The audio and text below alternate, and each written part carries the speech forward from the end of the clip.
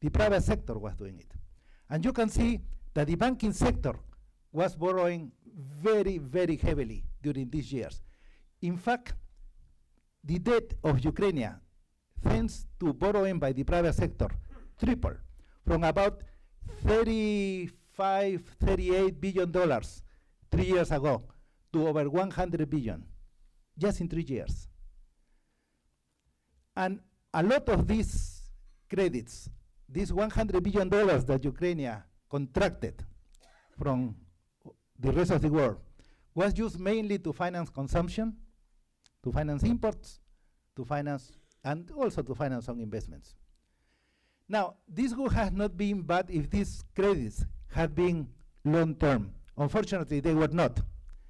As of mid-2008, we had estimated that about $40 billion of debt was due in less than 1 year. This was short-term debt. And of course, the level of international reserve was only around $35 billion. And as you know, when the ratio of short-term debt to international reserve exceeds 1%, almost all international commercial banks become very nervous. I was the country director at the World Bank for Mexico in 1994. And when the level of peso bonos exceed the level of reserve, that was basically a view by almost everybody, Citibanks and so on, that look, Mexico is going to have trouble. And indeed, you know what happened in December 1994, excuse me, 1994. Now, of course, with $40 billion of debt due in less than 1 year and a current account deficit of $24 billion projected for 2009, we have $64 billion that somehow has to be financed. And that basically put a lot of pressures on the Grifnas, principally because debt rollover became very difficult during the initial stages of the liquidity crisis. So that was the second vulnerability, and to me, the most important one, excessive borrowings by the private sector during 3 years. Now, the third vulnerability was the fact that the banking sector was developing major weaknesses.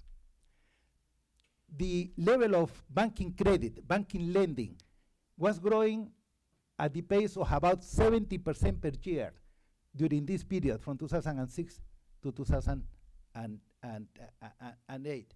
And of course, this growth in lending was not supported by domestic deposits, but it was supported principally by access to foreign capital and by basically the entrance of foreign banks that provide a significant amount of equity and so on. Almost 1/2 of these banking credits were basically issued in foreign currency.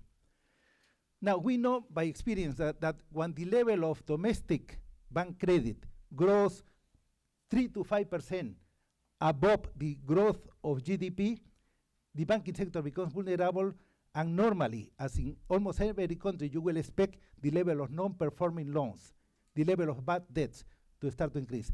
I can speak for 1 hour about why this is so, but that is the case. The level of non-performing loans will increase whenever the level of bank credits is increasing at a very fast pace. And this was the case in Ukraine.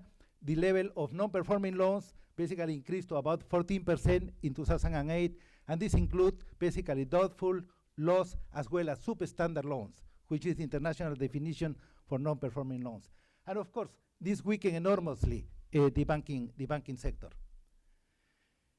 Now, during the crisis, the banking sector then was facing growing non-performing loans, close access to international credit markets, very large debt repayment needs, and very high currency risk. And combination of this led to a major run in banks. The fact is that from October 2008 to April 2009, about 1/4 of the bank deposits were lost. People were just rushing to the banks to take their money out. And this, of course, compounded the problem for the banks. The situation stabilized a little bit in the second quarter of 2009, but still for the year as a whole, the situation is negative in terms of the level liabilities of the banking sector. And as the liabilities of the banking sector decline, of course, this produced a major decline in domestic credit, and therefore, although domestic credit was growing at a very healthy pace in the past, after the crisis, domestic credit, domestic bank lending very sharply decelerated. Due again for this factor, very tight access to foreign capital, these deposit withdrawals, a very high level of non-performing loans, and so on. Now, indeed, the National Bank did what normally banks, central banks do in these occasions, to try to provide support to the banks, provide the liquidity. The liquidity was provided to a number of banks, but it appears that a lot of this liquidity may have not been used to increase lending. So this, of course, affected the construction sector, as we saw, with a very large decline and so on. Now, it's not surprising that with collapsing exports, with basically all these three vulnerabilities, the hryvnia depreciation indeed was one of the largest. The hryvnia depreciated by 50%, and this depreciation was due to the severity of these vulnerabilities. Policies that were not adequate, but also I think that the fragile political situation was a contributing factor.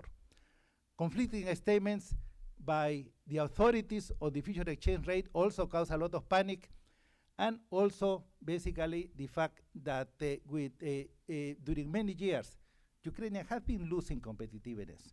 And I want to highlight a little bit this factor about the loss of competitiveness of Ukraine, because it shows that the exchange rate today is probably not out of line with what it should be. This chart shows that from the year 2000 to 2008, the average inflation rate in Ukraine was 12.5%, but it has virtually a stable exchange rate. And we do know that this loss of competitiveness because of a very high rate of inflation will adjust sooner or later through some kind of adjustments in the exchange rate. When we see the fact that inflation in Ukraine was much higher than the yellow line, which is basically inflation in Ukraine's main trading partners, and of course much larger than inflation in the United States, you can see how Ukraine was losing competitiveness. Normally a country can maintain basically a stable exchange rate despite the fact that inflation is high only if it have very large productivity gains.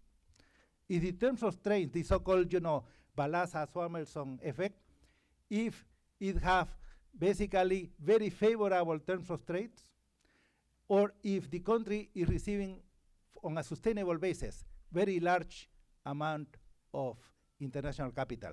And all these things happened for a number of years, but they stopped in 2008. So it was very natural to expect that the exchange rate had to depreciate.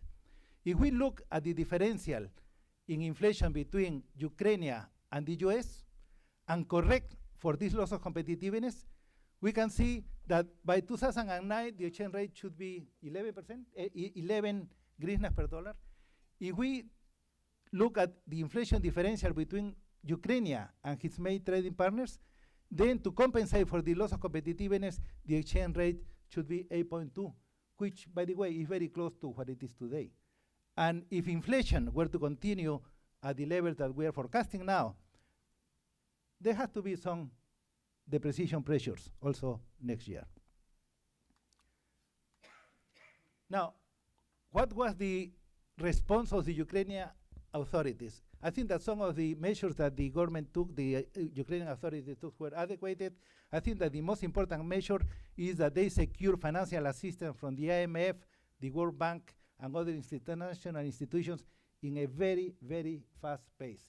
During the Mexican crisis, the Mexicans were able to secure $50 billion, also very quickly. Almost every country that faced a major financial crisis had to get significant financial assistance from abroad. And Ukraine did that very expeditiously. It maintained very good fiscal discipline.